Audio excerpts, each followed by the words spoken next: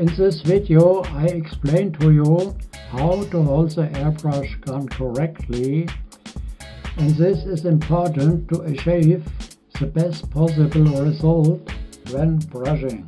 Before I start the video, here's a quick note on the content of my channel.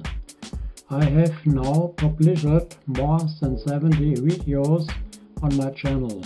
Learn everything about airbrushing properly. Take a look around and choose the videos that will best help you learn how to airbrush properly. The middle finger is placed under the airbrush gun and the thumb is placed on the side, and the index finger is placed on the operating lever, with which you move the lever back and forth as you need the color flow.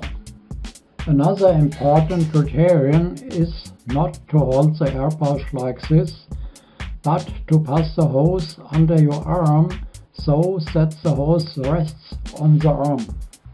This is for the following reason: if you are brushing and want to get something else, for example a foil or a template, and you won't get caught in the hose, the airbrush folds itself into your hand and does not fall off so quickly. But if you hold the airbrush like this and get stuck, the airbrush will fall out of your hand. It will be pulled out of your hand. Therefore, always hold the airbrush like this.